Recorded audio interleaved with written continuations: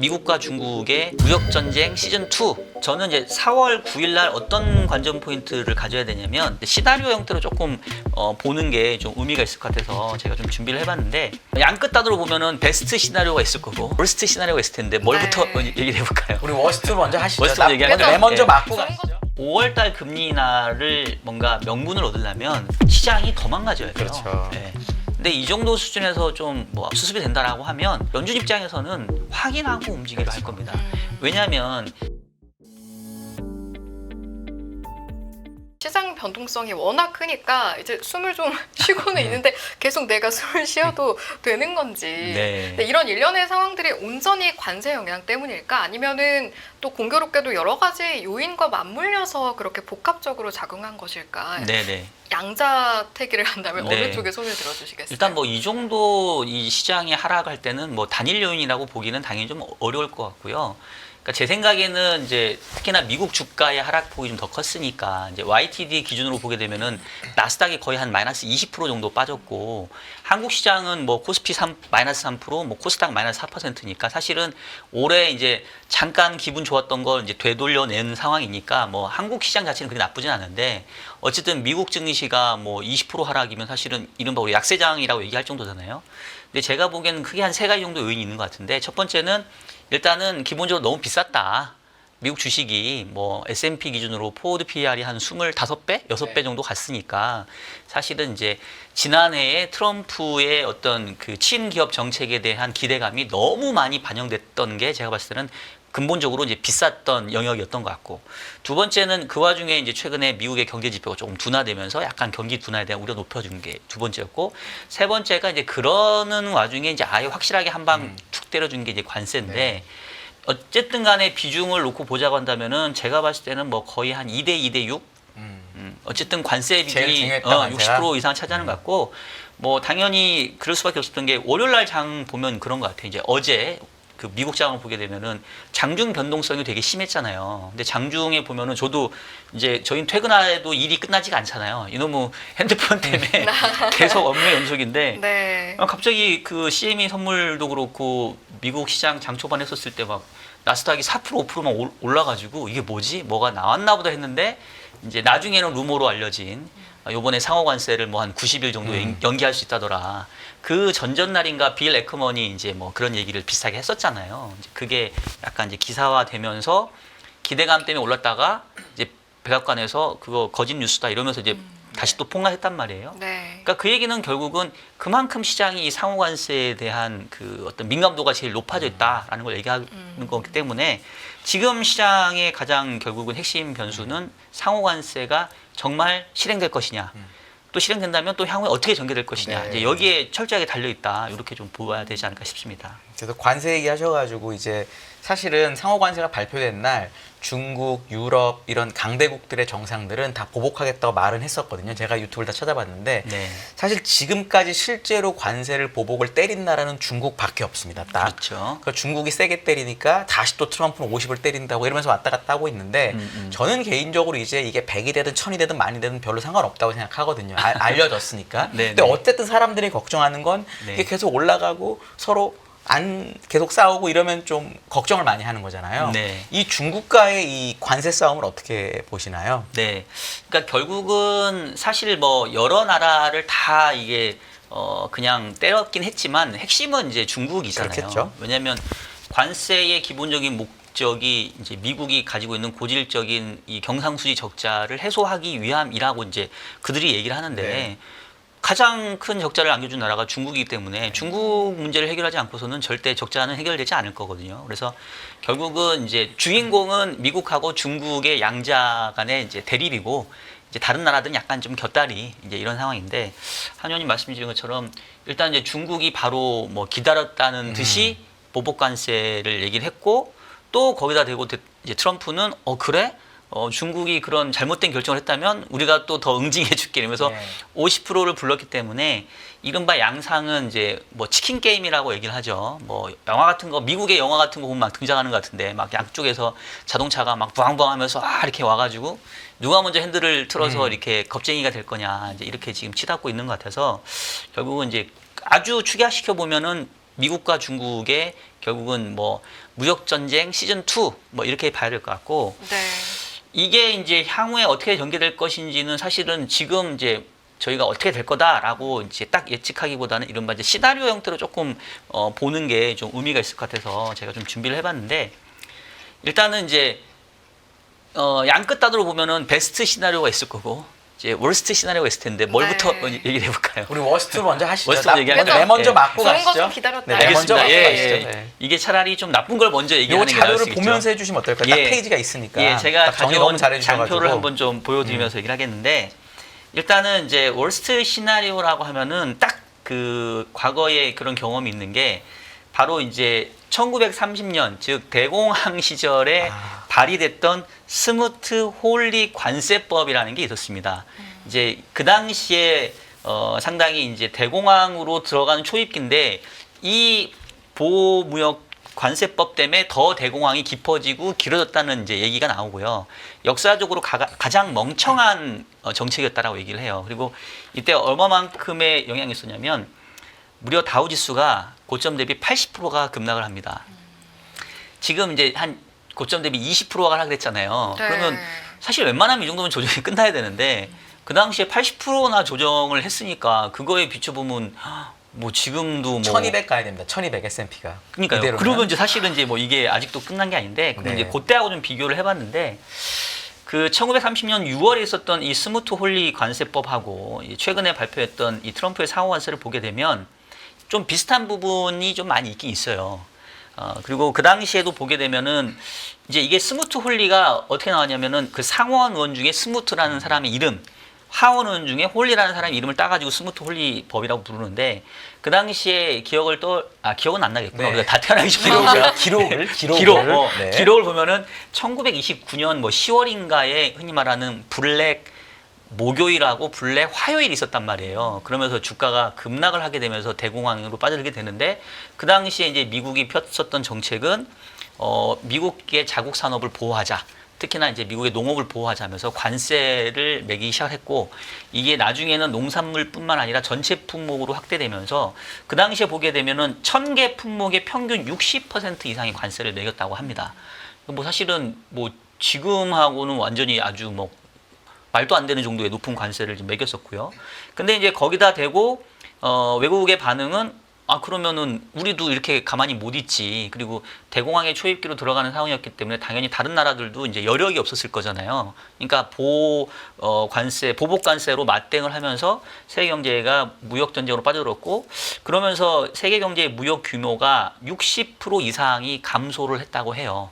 그래서 이제 이것 때문에 이제 대공황이 장기화된 게 바로 이 스무트 홀리 관세법인데 사실 이번에 이 트럼프의 관세 조치는 그 정도는 아니긴 하죠. 뭐 한 평균 25% 정도 되고 중국에게는 한 지금 한 30에서 한 50% 정도 되니까. 근데 어쨌든 간에 충격적으로 받아들이는 거는 좀 비슷한 규모가 좀 있는 것 같고. 그리고 앞서 얘기했던 것처럼 결국은 이 스무트 홀리 관세법에 의해서 대공황으로 빠져들었던 가장 핵심은 이 상대 국가가 과연 보복을 하느냐 안 하느냐 이 부분이거든요. 네. 근데 지금 한 의원님 얘기했던 것처럼 중국은 바로 맞대응을 했고 그다음에 이제 유럽이 왜 잠잠한 이유가 유럽 연합이니까 이제 한 나라가 아니잖아요. 그래서 얘네도 지금 4월 9일 날 투표하기로 했대요. 네. 그래서 뭐 열 몇 개 국가가 반대하지 않으면 보복 관세를 매기는 걸로 지금 정해져서 사실은 저도 그게 제가 봤을 때는 좀 더 중요한 포인트 같아요. 어차피 4월 9일 날 미국의 상호 관세는 이제 알려진 재료고 이제 중국 정도만 맞대응한 건데 만약에 EU도 보복 관세의 대열에 합류한다고 하면은 이건 이제 판이 커지는 거고. 근데 만약에 EU는 뭐 그 정도까지는 우리 안 하기로 했다라고 하면 의외로 조금 이제 충격은 좀 제한될 수 있는 거고. 그래서 당시에 주가 차트가 제가 안 갖고 왔나? 예, 안 갖고 왔네요. 바로 있습니다. 10페이지에. 10페이지 있나요? 네. 예, 역시 예습을 먼저 해주신. 여기 보시면 근데 사실 요거는 제가 보면서 1930년에 이렇게 빠진 거로 나오긴 하지만 예. 30년 4월까지 다시 반등을 하긴 해요. 근데 이 음. 법이 근데 이제 4월 달부터 얘기가 나오면서 그때부터 다시 빠집니다. 네, 이건 네. 연간이라 이렇게 생기긴 예, 했지만 그냥 네. 아주 이제 딱 추격해서 연간으로만. 보느라 이렇게 한 건데 이게 정확하시네. 맞아요. 예, 이거. 보시는 네. 것처럼 이렇게 이제 지금 뭐 한 300 갔던 게 지금 60까지 빠지니까 80% 빠진 건데 그러니까 이게 월스트 시나리오. 네. 근데 이제 뭐 사실 대부분 우리가 시나리오 예측을 하다 보면 월스트 시나리오랑 베스트 시나리오는 잘 안 가요. 그렇죠. 예, 약간 그 중간 어딘가에서 이제 자리를 잡는데 이제 결국은 핵심은 이제 4월 9일부터 시작되는 상호 관세는 이제 이미 오픈이 됐고 향후에 시장에 더 충격을 줄 만한 거는 보복 관세를 매기면서 이게 정말 무역 전쟁이 확전되느냐 아니면 트럼프 말로는 중국을 제외하고는 지금 뭐 50여 개 국가들이 우리하고 협상을 해달라고 지금 안달이 났다라고 이제 표현을 하잖아요. 이제 그렇게 되면은 조금은 이제 상황이 달라질 수 있는 거고, 네. 그리고 이때는 뭐 평균 관세율이 60% 이상이었고, 이제 대공황과 맞물렸으니까 뭐 80% 하락까지는 아닌 것 같고, 뭐 제가 봤을 때 이미 20% 정도 빠졌으니까 만약에 무역 전쟁이 좀 확산되고 유럽연합까지 참전하게 되면 뭐 추가로 뭐 한 10% 정도까지는 월스트 케이스로 빠질 수도 있겠다. 뭐 한 일단 월스트 케이스는 그 정도로 좀 말씀을 드릴 수 있을 것 같고요. 네. 베스트 갑니까 이제? 베스트는 딱 여기서 끝나는 게 베스트입니다. 이 정도에서 끝나는 거. 역시 이제 요 사례는 그 1차 무역 전쟁 당시 수준인 것 같아요. 기억을 떠올려 보시면은 2018년부터 2020년까지 거의 한 3년여에 걸쳐서 이제 1차 무역 전쟁, 즉 트럼프 1기가 있었는데 그때 보면은 특히나 2018년도 10월, 11월, 12월 3개월 동안에서 걸쳐서 주가의 하락세가 집중이 됐어요. 그리고 저 그때 기억나는데 18년 12월 24일 날 크리스마스 이브였는데 주가가 완전히 그냥 개폭락했습니다. 그래서 이게 크리스마스 선물인지 이게 뭐 크리스마스의 저주인지 이랬었는데 그래서 S&P 기준으로 한 20% 정도 급락을 했다가 요 차트를 보면서 얘기할까요? 요 때거든요. 여기 보시면은 요 녹색이 S&P인데 10월부터 지금 한 2,900이었던 S&P가 2,350 정도 빠지니까 거의 한 600포인트 빠졌거든요. 정확히 20%딱 빠졌습니다. 예, 딱 20% 빠진 거죠. 예. 그랬다가 보시면 19년도 이후에 또 이렇게 거짓말처럼 드라마틱하게 V자 반등을 합니다. 네. 그리고 이게 2020년까지 가서 그동안에 20% 까먹은 거 하고도 그 뒤로 한 20, 30%더 올랐으니까 사실 이게 베스트 시나리오죠. 이렇게 가는 게 베스트 시나리오인데 앞서도 얘기했던 것처럼 또 월스트 케이스의 가능성이 그렇게 크지 않은 것처럼 또 베스트 시나리오의 가능성이 또 그렇게 크진 않아요. 네. 왜냐하면 이제 그 당시에는 왜 이런 일이 발생을 했냐면 그 실질적으로 1차 이 무역 전쟁의 종료는 2020년 1월 달입니다. 그 당시에 이제 미국하고 중국이 1단계 무역 합의에 이르러요. 네. 아예 1단계 무역 합의라고 얘기를 합니다. 사실 그 뒤로는 이제 뭐 이루어진 게 없거든요. 근데 시장은 보시는 것처럼 2019년부터 빡 오르기 시작하잖아요. 여전히 무역 협상이 진행되고 있는 상황인데. 그럼 이때 도대체 어떤 변수가 있었냐면 빨간색으로 표시한 게 이 미 연준의 기준금리입니다. 보시면은 사실 2018년도에 주가의 폭락의 원인을 당시에 놓고 보면은 순전히 무역 전쟁으로 따져 놓기는 좀 어려운 게 미 연준이 계속해서 긴축을 강하게 하고 있었고 특히나 2018년 12월에는 금리 인상하고 이 QT라는 양적 긴축을 또 막 동시에 진행하던 상황이었어요. 그래서 아예 정말 진짜 막 정신없이 얻어맞았던 때가 이때인데 19년 들어서면서 이제 파월 의장이 바뀝니다. 1월 뭐 4일인가 어딘가 어디 행사에서 우리가 시장에 뭐 그 소리에 귀를 기울이고 있고 뭐 정책 스탠스를 조금 바꿀 여지가 있고 이러면서 이른바 파월 풋이 작동할 수 있겠구나. 이런 기대가 살아나면서 주가가 반등을 했고요. 그리고 실제로 2019년 7월 가면서 이제 연준은 이른바 그 당시에 얘기했던 흔히 말하는 인슈런스 컷, 금리 인하를 하게 됩니다. 그래서 사실 이렇게 예쁜 나이키 형태의 이제 나이키 맞나요? 약간 뭐 V자, 보려고 V자. 하자면 어쨌든. 네. 오른쪽 상단이 훨씬 네. 긴 V자 형태. 이제 요게 이제 베스트죠. 우리가 기대할 수 있는. 이미 20% 조정 받았으니까 1차 무역 전쟁 당시랑 비슷하게 빠졌네. 그다음에 이제 뭐 약간 연준 도와주고 뭐 트럼프도 조금 마음 바꾸면 이렇게 갈 수도 있는 거 아니야? 근데 요게 가장 베스트한 시나리오인데 그때하고 지금하고 비교를 해보면은 여건은 좀 그때보다는 아직은 좋지는 않다. 이렇게 일단 생각을 하고 있어요. 이게 사실은 제가 1930년하고 저도 기록을 많이 봤는데 네. 1930년에 미국의 통화량이 마이너스가 났었더라고요. 어. 그때는 미국의 실업률이 3.8밖에 안 되고 네. 고전주의 경제학이 판을 칠 때라 케인스 나오고 6년 전이거든요. 우리 네네. 근본이제였기 때문에 미국의 뉴욕 연준이나 이 재무부에서 뭔가 통화적인 완화를 쓰는 걸 되게 부담스러워했다고 하더라고요. 금이 나갈까봐. 근데 지금은 어쨌든 QE라고 하는 너무나 훌륭한 제도를 버냉키가 만들어냈잖아요. 네. 그러면 지금도 18년하고 비슷하게 네. 뭔가 연준이 해줄 거라는 기대도 있을 수 있는데 네. 지금 사람들이 걱정하는 건 네. 작년 바이든 때랑은 다르게 파월하고 트럼프가 사이가 안 좋으니까 이번에는 파월이 최대한 늦게 써도 쓸 거다. 네네. 그러니까 그 늦게 쓰는 기간 동안 주식이 더 많이 빠진다는 걱정이 있는 거거든요. 그렇죠, 그렇죠. 그거에 대해서 어떻게 생각하세요? 그러니까 사실은 그러니까 제가 이제 베스트 시나리오를 얘기하면서 이제 조금 마을 끝에 근데 그때보다는 지금 상황이 더 좋지 네. 않다라고 말씀드렸던 게 그러니까 결국은 우리가 1차 이 무역 전쟁에서의 교훈도 무역 전쟁이라는 것 자체는 이게 단기간에는 안 끝나요. 근데 시장은 초반에 다 반영해 버리거든요. 이제 그 다음에는 뭔가 구원투수를 찾게 되는데 19년도 초에는 이제 구원투수가 빨리 등장을 했던 거고 지금은 지난주 금요일 날 파월 의장의 네. 발언을 봐도 엊그제 뭐 쿠글러 이사의 발언을 봐도 연준 입장에서는 지금 약간 미적거리고 있는 상황이란 네. 말이에요. 그리고 굳이 구분을 하자면 최근에 연준의 스탠스는 좀 더 매파적으로 간 게 사실이에요. 그럼 이제 이유가 뭐냐면 뭐 물론 그 트럼프하고 사이가 안 좋아서 있을 수도 있는데 제가 장표를 좀 뺐나? 그 미국의 물가 상승률의 추이를 보게 되면 2018년도하고 19년도는 어떠냐면 2018년도까지는 미국 물가 상승률이 거의 3%까지만 올라갔었어요. 헤드라인 CPI 기준으로.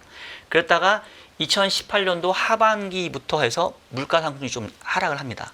그래서 연준 입장에서도 약간 그 라스트 마일 같은 느낌이 좀 있었어요. 그래서 일단 물가 상승이 좀 꺾였고 조금만 더 긴축 스탠스를 유지하면 이제 아예 물가가 안정화될 것 같아. 그래서 이제 2018년도 말까지 계속 긴축 스탠스를 유지했다가 실제로 이제 물가가 목표 수준에 거의 다다르니까 이제 19년도부터 스탠스를 바꿀 수 있었거든요. 그러니까 이제 어떤 트럼프하고 파월과의 관계도 뭐 영향을 미칠 수 있겠지만 어쨌든 저는 근본적으로 이제 연준 입장에서는 데이터 디펜던트하게 움직일 수밖에 없다고 보는데 그러면 이제 지금 물가 상황이 어떠냐는 거죠. 지금 물가 상황 보게 되면은 2022년도에 7월 달에 미국이 헤드라인 CPI 기준으로 9.1을 확 치고 올라갔다가 그 뒤로 이제 다행히 좀 내려왔단 말이에요. 그래서 이른바 디스인플레이션 이러면서 연준도 작년에 100bp의 금리 인하를 해준 거 아니겠습니까? 근데 올해 들어서 다시 지금 물가 상승률이 바닥을 찍고 다시 좀 올라왔단 말이에요. 네. 그리고 다시 지금 3%에 막 육박하고 있단 말이죠. 그러니까 그림이 2018년도에는 물가가 어쨌든 피크 아웃하고 18년도 하반기부터 좀 떨어지는 그림이었는데 지금은 아직은 그 고점을 치고 내려가는 게 아니라 떨어지다가 다시 올라가는 듯한 모습을 보여주고 있단 말이에요. 그리고 관세라고 하는 게 지금 이제 4월부터 현실화되면 이건 당연히 직접적으로 수입 물가를 올릴 거니까 인플레이션에 대한 우려를 더 높이겠죠. 그러니까 그 당시보다는 훨씬 연준 입장에서는 더 신중해 줄 수밖에 없는. 그래서 제가 아까 19년 초처럼 빠르게 연준의 개입이 있기가 쉽진 않다는 얘기가 연준 입장에서는 결국은 듀얼 맨데이트라서 실업률 완전 고용과 이 물가 두 마리 잡아야 되는데 지난주에 발표됐던 또 실업률이 또 나쁘지 않았어요. 고용 지표가. 4.2가 나왔나요? 네, 4.2면 여전히 완전 고용에서 그렇게 많이 벗어나는 경로가 아니거든요.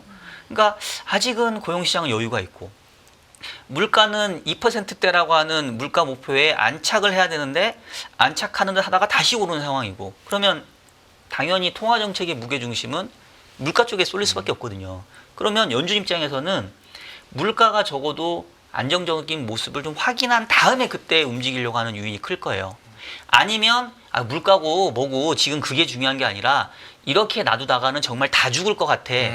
정말 주가가 막 지금보다 아까 월스트 시나리오 비슷하게 막 10% 더 빠지고 막 이러면 그때 되면은 이제 연준이 움직일 수 있겠죠. 네. 즉 연준이 명분을 갖기에는 최근의 주가 하락이 물론 투자자 입장에서는 상당히 좀 괴로운 하락이었지만 연준이 보기에는 그 정도는 아직 아니고 그렇죠.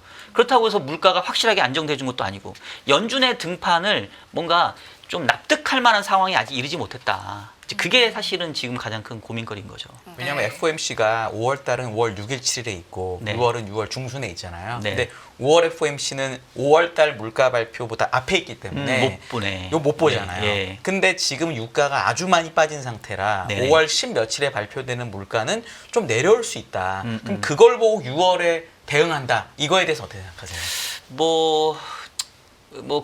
물론 이제 물가 왜냐면 지표가 6월은 또 실제로 정도표도 나와줘야 나오고 되니까. 하니까. 예, 예. 정도표도 나오고 하니까. 근데 이제 지금 뭐 이 금리 전망에 대한 컨센서스를 해보면 사실 5월 달 인하를 보는 쪽은 사실 별로 많이 없는 것 같고. 한 35% 정도 돼 있더라고요, 예. 지금. 그러니까 이번에 관세 충격 때문에 주가가 빠지기 전에는 아예 5월 인하를 네. 쳐다보지도 네, 않았고 맞아요. 언감생심 네. 빨라야 6월이라 했었고 지금 이제 주가가 너무 많이 하락하니까 다시 이제 아버지를 쳐다보는 거죠. 아버지, 저희 그냥 이렇게 굶어 죽게 놔두실 거예요. 뭐 이제 이렇게 지금 쳐다보고 있는 상황인데 아까도 했던 것처럼 5월달 금리 인하를 뭔가 명분을 얻으려면 그러니까 제가 그걸 바란다는 얘기가 아닙니다. 저도 투자자의 한 사람이니까 시장이 더 망가져야 돼요. 그렇죠. 예.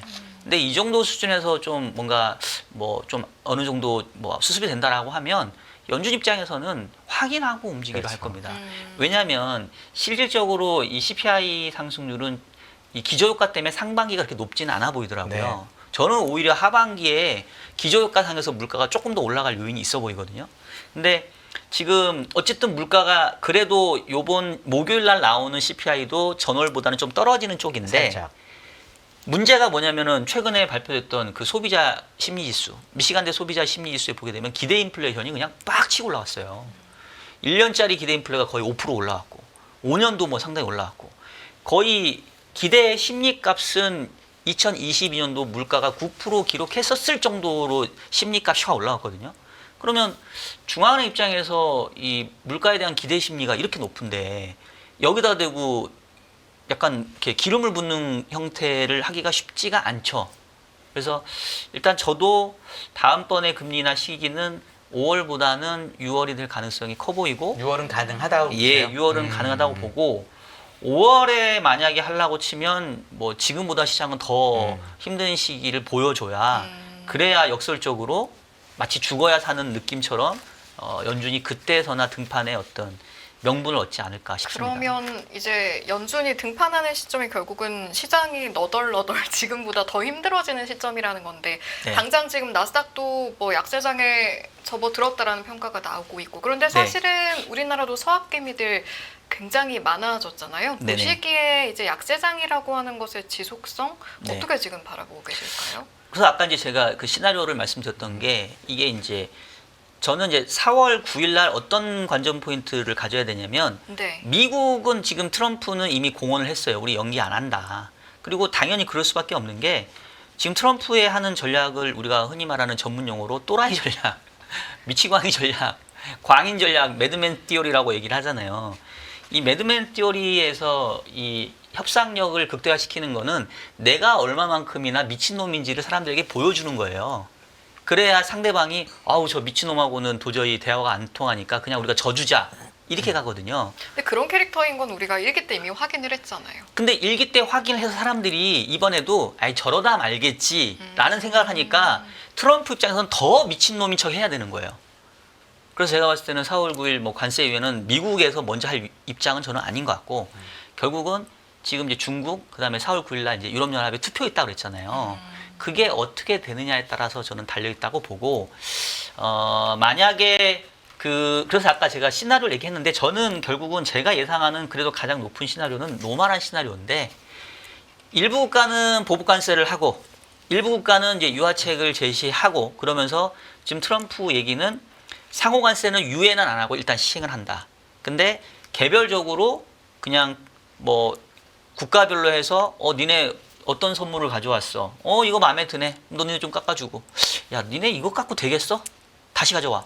이렇게 한다는 거거든요, 지금. 그래서 어느 정도의 비중으로 조금 협상을 하고 어느 정도 비중으로 보복관세를 매기는지에 따라서 제가 봤을 때는 추가적인 주가의 하락 여부가 좀 달려있지 않을까 싶고 일단은 지금의 주가의 수준은 중국은 일단 보복관세를 한다라는 것까지는 반영된 것 같아요. 제가 봤을 때는.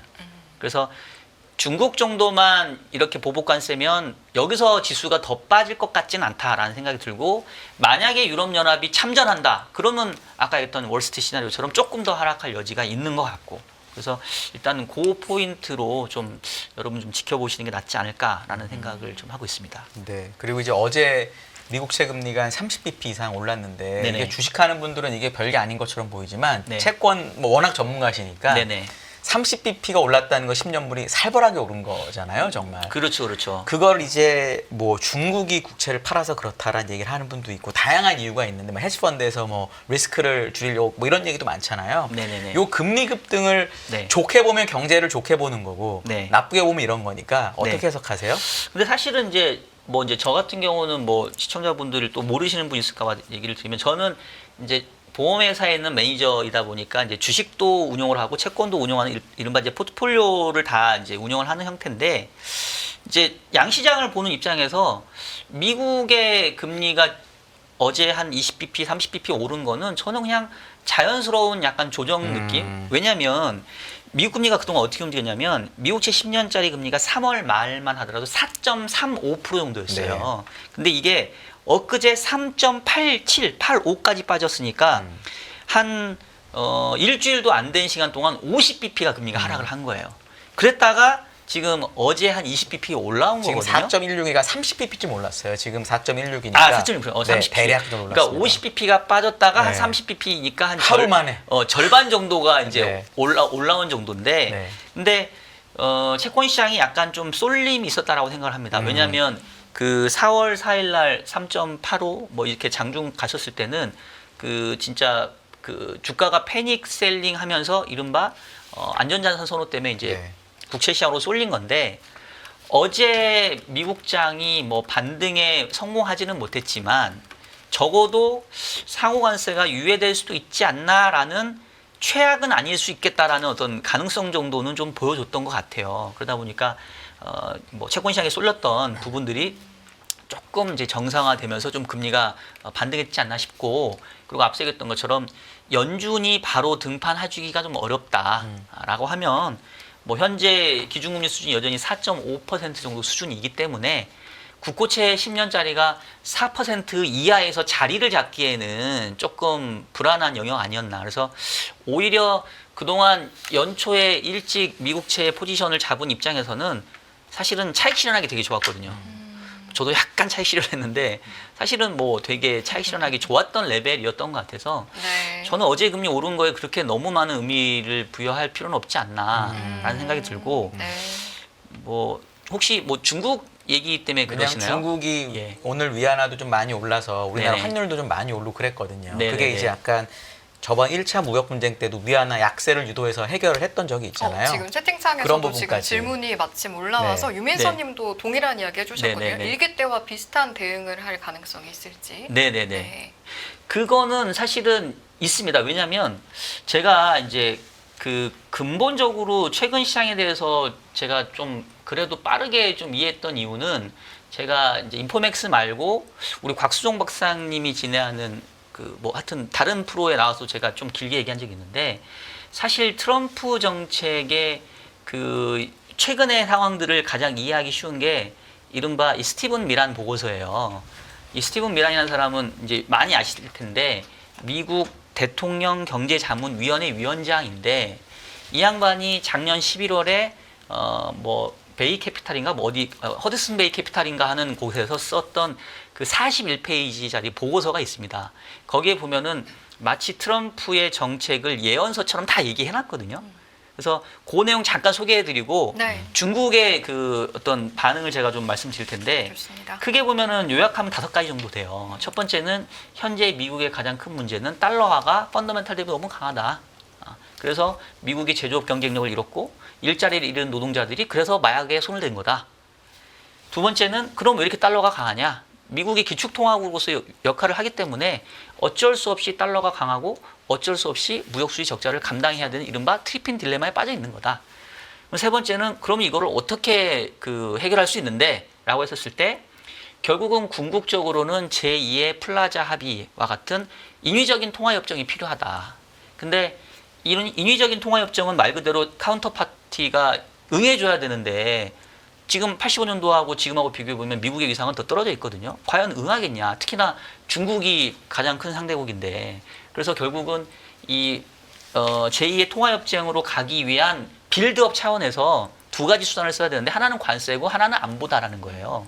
그래서 관세를 통해서 뭔가 그 채찍질을 하고 그 다음에 이제 안보 서비스를 제공하면서 요즘에 보면 미국이 안보를 이제 더 이상 공공재가 아니야. 니네 비용 치료라고 하고 있잖아요. 그러니까 이게 다 계산된 행동이거든요. 그래서 결국은 이제 이런 관세와 안보의 채찍과 당근을 통해서 결국은 우리 미국이 달러화가 기축통화국으로서의 지위도 유지하고 동시에 무역수지 적자도 해결하고 이러려면 그냥 일순간에 약속해서 달러 가치를 조정해야 되거든요. 그래서 이제 거기까지 가는 과정에 있다. 이게 이제 이 스티븐 미란 보고서의 핵심이고 관세에 대해서는 어떤 얘기를 미리 얘기하고 있냐면 관세 정책을 폈었을 때 상대방의 국가가 통화 가치의 절하를 통해서 맞대응하면 사실상 관세 효과는 사라진다. 이미 알고 있었어요. 네. 근데 거기서 무슨 얘기를 하냐면 그럼에도 불구하고 미국의 이익이다. 왜냐하면 예를 들면 중국이 제일 크니까 중국의 관세를 30%를 매겨요. 근데 위안화 가치가 30% 절하돼요. 그러면 실질적으로 중국산 제품은 그냥 똔똔이잖아요. 그럼 관세에 대한 효과가 없잖아요. 그렇지만 그럼에도 불구하고 미국 입장에서는 관세의 이익을 얻는다. 그 다음에 그 관세의 이익은 어디서 나왔냐? 그거는 결국은 통화 가치를 절하한 중국이 자기들의 구매력이 줄어듦으로써 그 비용은 상대 국가가 치르는 거다. 그래서 설령 반대에 있는 국가가 통화 가치 절하를 시켜서 관세의 효과를 무력화시킨다 하더라도 거기서 파생되는 관세를 가지고 우리는 재정수지 적자 줄이면 되고 우리는 국내 기업에 보조금 주면 돼. 라는 생각을 갖고 있었어요. 원래부터가. 근데 관세는 결국은 내는 건 미국 사람이 내는 건데 저는 그거에 대한 게 네. 정확하게 어떻게 이 사람들이 해석하는지를 아직도 잘 모르겠어요. 관세를 결국은 그 예. 관세는 수입업자가 내니까 네네. 결국 미국 사람이 내는 거긴 하거든요. 미국의 업체가 됐든 어떻게 됐든 간에. 네. 그렇긴 근데 그걸 이제 정부 예, 차원으로 보면 세금이 는 건 맞는데 음. 대공황 때는 그래서 어떻게 되냐면 경기가 박살나서 세금도 주고 다 줄거든요. 결국 네. 선택을 잘못해서 예. 그런 차원에서. 자, 그러니까 근데 그렇긴 한데 아까 그랬던 것처럼 환율 가치를 조정해 버리면 결국은 수입업자도 관세 30% 플러스인데 위안화 가치가 30% 마이너스면 수입업자 입장에서도 똑같은 가격에 수입하는 거잖아요. 네. 달러로는. 예. 네. 그러니까 실질적으로 그 사람은 큰 차이는 없는 거죠. 네. 근데 이제 어떤 게 문제가 될 수 있냐면 만약에 상대방 국가가 통화 가치를 절하 안 하면 오히려 달러가 지금처럼 강해지면 그러면 이제 미국이 온전히 다 비용을 뒤집어 쓰겠죠. 그리고 이제 물가가 상승을 하겠죠.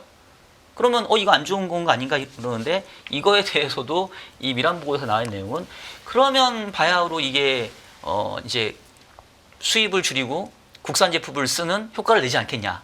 즉 관세는 이래도 좋고 저래도 좋아. 그러니까 무조건 해야 돼. 저도 이 보고서 봤는데 여기서 하나 궁금한 게 국산품을 쓰는데 네. 예를 들어 우리나라에서 이제 신발이나 의류를 70년대 만들다가 네. 우리나라도 비용이 비싸서 베트남, 뭐 라오스에서 이런 데서 만들잖아요. 네네. 근데 이런 제품도 미국에서 만들 리는 없고. 그렇죠. 그리고 미국 사람들은 기본적으로 철강을 제가 예를 제일 많이 드는데 네네. 철강 가격이 비싸요. 그래서 관세를 맞으면 우리 생각은 가격이 줄었으니까 철강 업체들이 캐파도 늘리고 이래서 좀 투자를 할 것 같잖아요. 네네. 미국 애들은 어떻게 대응하냐면 미국 기업들은 지네 가격을 더 올려버립니다. 어차피 갭이 있으니까. 그렇죠, 그렇죠. 그래서 실질적으로 관세가 붙었다고 해서 미국의 생산이 늘면서 취직 자리가 늘는지에 대해서는 네. 진짜 고민해 볼 필요가 있거든요. 첨단 네. 산업을 빼고는. 네네. 근데 이분은 그게 무조건 좋다라고 얘기를 하니까 네. 이걸 혹시 설명을 어떻게 하는 게 맞는지. 왜냐면 워낙 채권 오래 보시고 베스트 애널이셨으니까. 그런 건 아닌데. 그러니까 네. 근데 제가 이제 이 스티븐 미란 보고서를 이제 얘기하다 보면 자칫 잘못하다 보면 이 사람이 뭔가 절대적으로 옳고 그래서요. 뭐 이렇게까지 오해할 텐데 저는 이제 그 얘기를 하는 게 아니라 이미 이게 설계되어 있던 거다.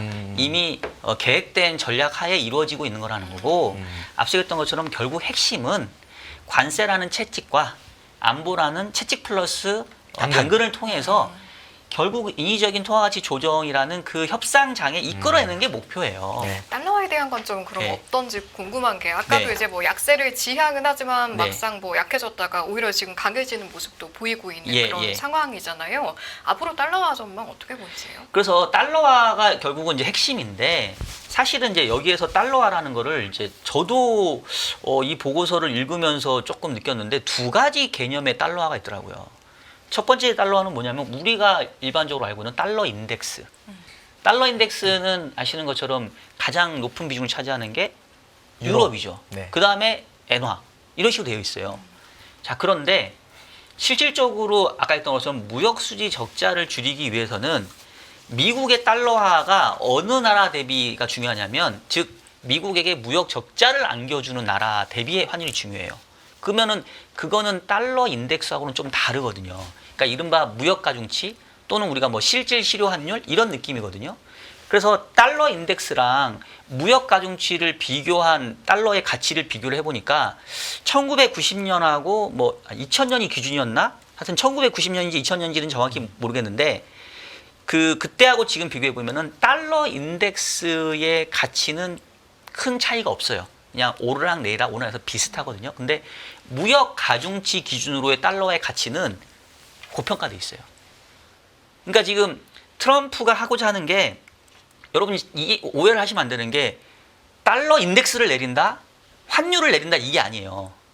미국에게 무역 수지 적자를 안겨다 주는 국가에 한해서 통화 가치를 인위적으로 조정하는 거예요. 그러면 그거는 사실은 우리가 눈으로 보는 원달러 환율이나 우리가 눈으로 보는 달러 인덱스하고 좀 다를 수 있거든요. 그래서 일단은 조금의 구분이 필요하다고 보고 네네. 일단 지금 단기적으로는 이른바 이 미국의 관세에 대한 불확실성 때문에 안전선호 때문에 달러화가 가지만 이게 어느 정도 좀 수습이 되면 결과적인 목표는 달러화의 인위적인 저는 절하의 시도를 저는 할 거라고 봅니다. 네네. 그래서 그 과정에서 달러화 가치는 특히나 미국에게 무역수지 적자를 안겨다 주는 국가를 중심으로 해서 이제 좀 떨어지는 쪽, 즉 약해지는 쪽으로 보고 있고요. 수단도 그렇게 어렵지 않아요. 그러니까 참 이게 최근에 트럼프가 보여주는 모습은 뭐냐면 이른바 타락한 슈퍼히어로가 얼마만큼이나 무서울 수 있는지를 보여주는 거거든요. 그러니까 그동안에는 미국이 슈퍼히어로고 세계를 구했고 우리 편이었는데 갑자기 얘가 야 니네들 구해주느라 보니까 나는 되게 뭐 좀 가난인이 됐더라. 내가 이제는 좀 뭔가 니네 나도 걸 얻어야겠어. 살자. 이런 거예요 지금. 그래서 지금 취할 수 있는 게 가장 쉬운 게 환율 조작국 지정하면 되잖아요. 지금 이미 환율 조작국의 전초 단계일 수 있는 환율 관찰 대상국에 7개인가 8개 나라 있거든요. 대부분의 그 나라들은 당연히 그 환율 관찰 대상국에 올라가는 기준 자체가 미국에게 무역 수지 적자 많이 안겨주고 뭐 GDP 대비 경상수지 흑자 비중이 높고 이런 애들이니까 대부분 다 그런 나라들이에요. 흔히 말하는 더티 15 나라들이 다 들어가 있어요. 우리나라도 거기 있고. 그러면 트럼프는 자기 멋대로 뭐 없는 것도 만드는데 뭐 예를 들면 그 트럼프가 할 수 있는 것 중에 그 어떤 법을 갖고 한 네. 하여튼 무슨 네. 뭐 국제 경제 비상 권한법 뭐 이런 게 있대요. IEPA가 있습니다. 예, IEPA. 네. 그거 해가지고 옛날에는 3개 중에 2개가 해당돼야 환율 조작 3개 중에 3개 돼야 환율 조작국인데 기분 나쁘니까 무조건 3개 중에 2개에 해당되면은 니네 조작국이야. 이래 버리면 할 말 없잖아요. 이번에 관세율도 정확히 무역 적자를 수입액으로 나눈 거 아니에요. 지들 맘대로 다 하는데. 그러니까 제가 봤을 때는 이거 뭐 이렇게 어려운 문제 아니다. 저렇게 그냥 안면 몰수하고 그냥 자기 하고 싶은 대로 하겠다는데 슈퍼히어로가. 그래서 방향은 어쨌든 지금의 어떤 혼란이 좀 수습되면 어떤 식으로든지 아마 달러 가치를 좀 조정하려고 하는 움직임이 있지 않겠냐라는 생각을 좀 하고 있습니다. 네. 네. 시간이 다 됐죠? 이제 한두 5분여 질문을, 정도 네, 할수 있습니다. 남아 네. 있는데 네. 결국에는 이제 이 결론에 다다르게 되는 것 같아요 항상. 예. 그래서 이런 상황에 우리는 어떻게 투자를 해야 할 것인가. 네, 맞습니다. 네, 전략적으로 어떻게 개인 투자자들이 대응하면 맞아요. 될까요? 그러니까 제가 요즘에 그러니까 이거를 좀 우리 시청자분들도 사람 얘기를 끝까지 들어주셔야 되는데 네. 이 썸네일만 보고 또 앞에만 보고 아우 쟤는 또 이상한 얘기한다 이러는데 이제 제 얘기를 잘 끝까지 보실 들어보세요. 거예요. 네. 이제 저의 결론은 뭐냐면 네.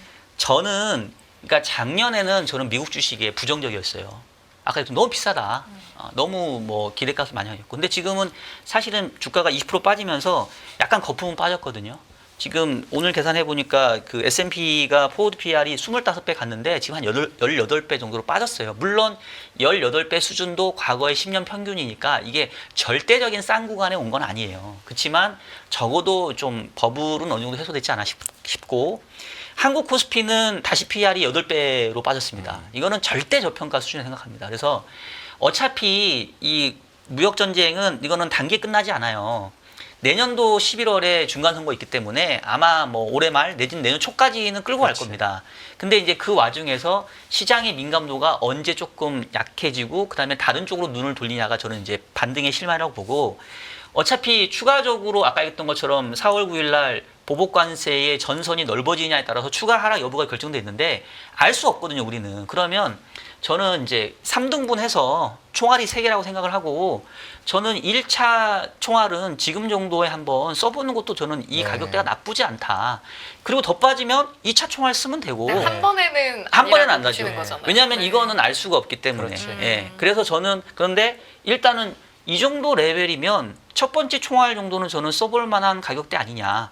여기서 더 빠지면 두 번째, 세 번째 총알이 있는 거고, 운 좋게 아까 얘기했던 것처럼 4월 9일 이후에 생각했던 것보다 이 보복관세와 무역전쟁의 전선이 넓어지지 않으면 어쩌면 지금 시장이 오히려 저점일 수도 있고. 그렇죠. 근데 여기에서 쫓아가면서 매도하거나 여기에서 포지션을 줄이는 거는 저는 절대 반대하고요. 정말 뭐 돈이 없다면 그냥 관망, 조금 여유가 있다면 첫 번째 총알은 지금 써보는 게 저는 확률상 높다. 그러면은 총알 3개가 있다라고 했을 때 지금 하나를 쓰고 4월 9일에 또 어떤 상황으로 흘러가는지 두 번째를 쓴다라고 하면 네네. 마지막 세 번째는 뭘 확인하고 쓰는 게 좋다고 아까 얘기했던 것처럼 생각하세요? 파월의 등판이죠. 아, 파월. 예. 파월이 등판하면 세 번째를 써서 이제 풀리 그렇죠. 주식을 풀 해도 배팅을 하는 거죠. 된다는 말씀이시죠. 네. 네.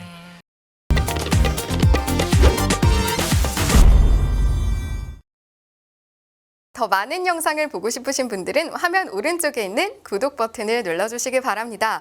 그리고 영상을 보시면서 좋아요는 필수인 거 아시죠? 항상 인포맥스 라이브를 사랑해주셔서 감사합니다.